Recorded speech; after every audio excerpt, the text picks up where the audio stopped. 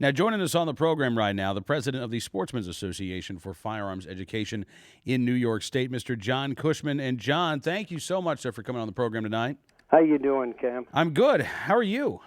Busier than a one-armed paper hanger, man. Yeah, things have gotten very interesting out on Long Island these days. Interesting? That's a nice word for a few other words I'd rather call it. Yeah, Man, it's screwed up. It is screwed up. I mean, you've got the district attorney in Nassau County who are going after federally licensed firearms retailers, charging them with, quote, illegally selling, quote-unquote, assault weapons, when, John, by all the accounts that I've read, these firearms were New York State compliant. Absolutely correct. And we have another problem. Yeah? While the media seems to be going on about Kathleen Rice, she has shown her colors as being very, very anti-gun. She doesn't really care about the logic of it. This is the DA out in Nassau County. This is the district attorney from Nassau County. Almost all the arrests, I understand, were made with state police, which she has no jurisdiction over. With state police? State police made the actual arrest, as far as I was told. So I'm saying, okay, if they made the arrest, why is she involved? It should be the Attorney General, who happens to be Mr. Schneiderman. Now, Mr. Schneiderman was also the man who was responsible for the last couple of years of some of the worst anti-gun legislation in the New York State legislature, including the micro-stamping bill. Yeah? He's now the Attorney General of the state. It seemed that him and Ms. Rice had a duke-it-out issue going on as to who's the most vicious anti-gunner, and the winner takes to be the Attorney General for the state, and the loser goes back to pushing legislation through the state legislature that's anti-gun, or the district attorney prosecuting every good person with a gun while leaving criminals to plea bargain their gun charges away. I'm surrounded by all kinds of weird people here. That's not even the half of it. Now we have a situation that one of the vendors, the vendor of the Suffolk County Trap and Skeet Range, and I know you guys covered this on and on and on for the years and years that I've been involved in this. Yep, they've been trying to shut this range down for years. Right, now all of a sudden, before there's even a hearing, before there's even anything, the woman who's the county legislator, Kate Browning, has already submitted a letter and made a formal request of the Department of Parks to throw Mark Robel, who's one of the guys who got arrested, out and close the range. She wants to shut the range wants the range down. Closed immediately. And I said, okay, here's my question. I mean, to me, it's the most obvious question. You don't know if that man has even done anything. And at this point, it doesn't seem like you really care whether he's done anything. Just the mere idea that he got arrested, even if it's the wrong one, you want to punish him. More importantly, you want to punish thousands of people that clearly let you know we want the range open. Now, if you had a golf course and the manager was involved like this and got arrested, would you close the golf course or simply find somebody else to run the course? How about a marina?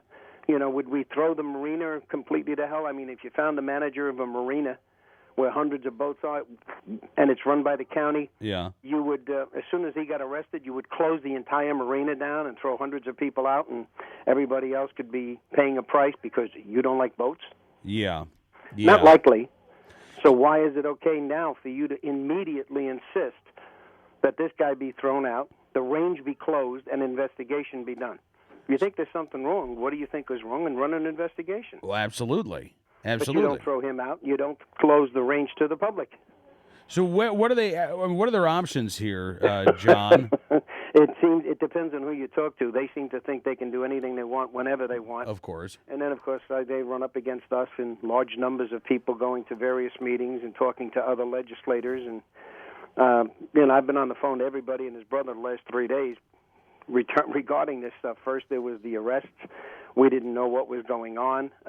I've talked to some of the dealers, and I'm not going to say which ones, but they're all telling me the same thing. We have paperwork that clearly proves in any and all of the firearms that they confiscated from the stores are all New York State compliant.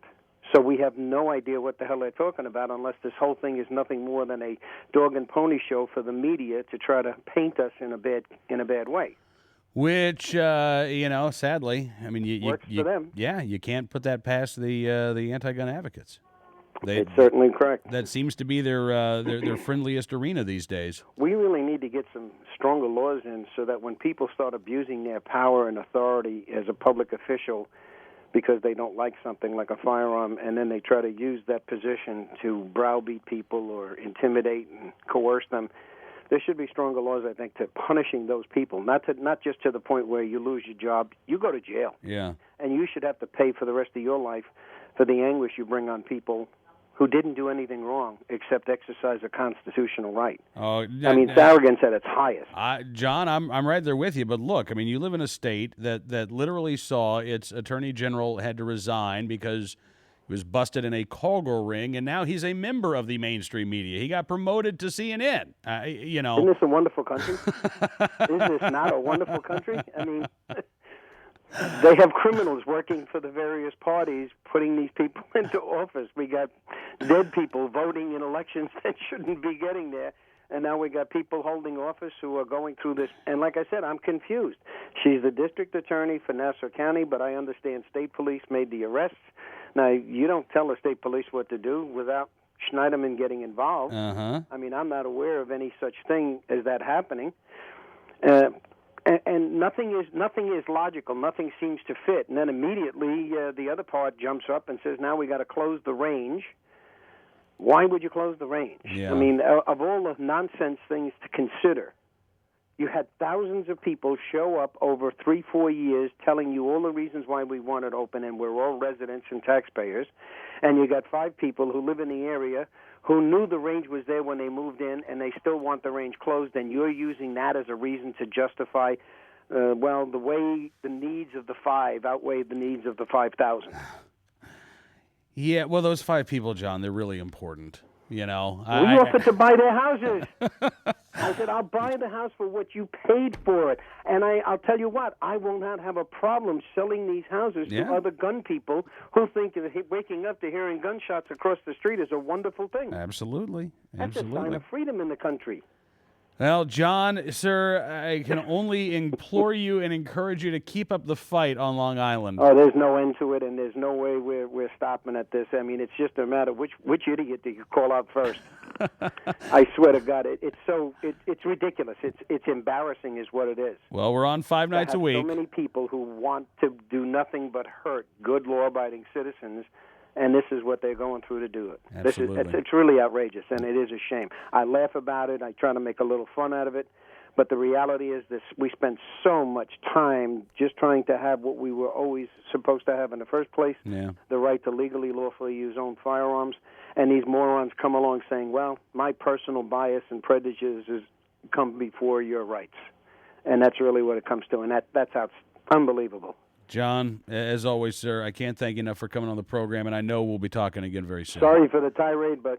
Don't apologize. You have a soapbox whenever you want it, my friend. Thank you, sir. Thanks. And good luck to you guys, too. Thank you. You're going to be facing the music, I'm sure. John Cushman joining us from the Sportsmen's Association for Firearms Education.